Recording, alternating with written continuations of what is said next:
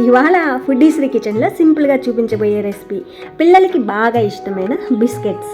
ఎంతటి పిండి వంటలైనా ఒక్కోసారి కుదరకపోవచ్చు, కానీ ఈ బిస్కెట్స్ ఉన్నాయే పిల్లలు సైతం చేసేయచ్చు. రుచిలో రాజీ లేదండి, భేషైన టేస్ట్. ఒక్కడు తిన్నారంటే పిల్లలతో పాటు పెద్దలు కూడా తింటూనే ఉంటారు. ముందుగా ఒక గిన్నెలోకి కప్పు కొలత ప్రకారం పాలు తీసుకోవాలి. ఏ కప్పుతో అయితే పాలు వేసుకున్నామో అదే కప్పుతో ఒక కప్పు దాకా షుగర్ తీసుకోవాలి. ఒక కప్పు పాలకి ఒక కప్పు షుగర్ వేసిన తర్వాత మీడియం ఫ్లేమ్లో ఉంచి ఈ చక్కెర మొత్తం కరిగి ఈ పాలు ఒక పొంగు వచ్చేదాకా ఉడికించుకోవాలి. ఇక్కడ తీగ పాకం కానీ అలాంటివి ఏమీ కూడా అవసరం లేదండి. చూడండి, ఈ మాత్రం పొంగు వచ్చిన తర్వాత స్టవ్ ఆఫ్ చేసుకోవాలి. వేడిగా ఉన్న ఈ పాలను తీసుకెళ్ళి ఏ గిన్నెలో అయితే పిండి కలుపుకుంటామో ఆ గిన్నెలోకి వేసి పూర్తిగా చల్లారనివ్వాలి. ఈ పాలు మొత్తం పూర్తిగా చల్లారిన తర్వాత మనం ఇందాక ఏ కప్పుతో అయితే పాలు చక్కెర వేసుకున్నామో అదే కప్పుతో సగం కప్పు నెయ్యి వేసుకోవాలి. ఈ రెసిపీలో గుర్తుంచుకోవాల్సింది కూడా ఇదే, ఏం వేసుకున్నా కప్పు కొలత ప్రకారం వేసుకుంటే సరిపోతుంది. వేసిన నెయ్యి పాలల్లో బాగా కలిసేలా ఈ విధంగా కలుపుకోవాలి 1 నిమిషం. ఆ తర్వాత అదే కప్పుతో 5 కప్పుల దాకా మైదా వేసుకోవాలి. ఇక్కడ మైదా లేకుండా గోధుమ పిండి అయినా వేసుకోవచ్చు, లేదా మైదా సగం గోధుమ పిండి సగమైనా వేసుకోవచ్చు. ఎలా వేసుకున్నా కూడా ఏ కప్పుతో అయితే నెయ్యి, పాలు, చక్కెర ఇవన్నీ వేసుకున్నామో అదే కప్పుతో 5 కప్పులు పిండి వేసుకుంటే సరిపోతుంది. 1 కప్పు పాలు, 1 కప్పు చక్కెర, 1/2 కప్పు నెయ్యి, 5 కప్పుల దాకా పిండి. ఈ కొలత ప్రకారం వేసుకున్నారంటే తర్వాత పిండి కలపడానికి నీళ్లు కానీ పాలు కానీ అవసరమే ఉండదు. వేసిన పిండి మొత్తం ఈ విధంగా కలుపుకోవాలి, మెత్తటి చపాతీ ముద్దలాగా. ఆ విధంగా మెత్తటి ముద్దలా చేసుకోవడానికి నీళ్లు కానీ పాలు కానీ అవసరమే ఉండదు, ఈ కొలత ప్రకారం అన్నీ వేసుకున్నట్టయితే. ఫైనల్గా చూడండి, ఈ విధంగా మెత్తటి ముద్దలా తయారవ్వాలి.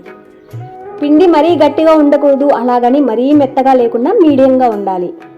ఒకవేళ పిండి ఎక్కువై మరీ గట్టిగా ఉన్నట్టు అనిపిస్తే ఇక్కడ కొంచెం పాలు కానీ లేదా నీళ్లు కానీ చిలకరించుకోవచ్చు. ఆ తర్వాత ఈ విధంగా పెద్ద సైజు ముద్ద తీసుకొని మనం చపాతీ ఎలా రుద్దుకుంటామో ఆ విధంగా రుద్దుకోవాలి. మిగిలిన పిండి గారికి ఆరకుండా మూత పెట్టి ఉంచుకోవాలి, లేదంటే పిండి అనేది గట్టిపడిపోతుంది. మనం మామూలుగా చపాతీ ఎలా రుద్దుకుంటామో ఆ విధంగా రుద్దుకోవాలి. మరీ గట్టిగా నొక్కేయకుండా లైట్గా రుద్దుకోవాలి. చపాతీ మందం అనేది మరీ మందంగా ఉండకూడదు, అలాగని మరీ పల్చగాను లేకుండా మీడియంగా ఉండేలా రుద్దుకుంటే సరిపోతుంది. ఈ విధంగా రుద్దిన చపాతీని సైడ్స్లో కట్ చేసుకోవాలి. కట్ చేసుకున్న ప్రతిసారి కూడా ఈ ముక్కల్ని అలాగే వదిలేయకుండా ఆల్రెడీ మనం కలిపి పెట్టుకున్నాం కదా, ఆ పిండిలో వేసి బాగా కలిపేసుకోవాలి. ఆ తర్వాత బిస్కెట్ ఏ షేప్లో కావాలో ఆ షేప్లో కట్ చేసుకోవచ్చు. రౌండ్ షేప్ కానీ ట్రయాంగిల్, డైమండ్, ఈ విధంగా ఏ షేప్లో కావాలంటే ఆ షేప్లో కట్ చేసుకోవచ్చు. చూడండి, ఫైనల్గా బిస్కెట్ మందం అనేది ఈ విధంగా ఉండాలి. కట్ చేసుకున్న ముక్కలన్నిటినీ ఒక ప్లేట్లో తీసుకోవాలి. ఈ విధంగా కట్ చేసేలోపు లాస్ట్గా మిగిలిన పిండి చపాతీ రుద్దడానికి ఒకవేళ గట్టిగా ఉన్నట్టు అనిపిస్తే కొంచెం నీళ్లు కానీ పాలు కానీ చిలకరించుకోవచ్చు. సరే, అన్నీ ఈ విధంగా ముక్కలుగా కట్ చేసుకున్న తర్వాత ఇప్పుడు వెళ్ళి ఆయిల్లో వేసుకోవాలి. ఆయిల్లో వేసే ముందు చూడండి, ఈ విధంగా ఆయిల్ బాగా కాగి ఉండాలి. ఈ విధంగా బబుల్స్ వచ్చింది అంటే ఓకే. ఆ తర్వాత అన్నీ ఒకేసారి ఈ విధంగా వేసేసుకోవాలి. వేసిన వెంటనే కదపకూడదు.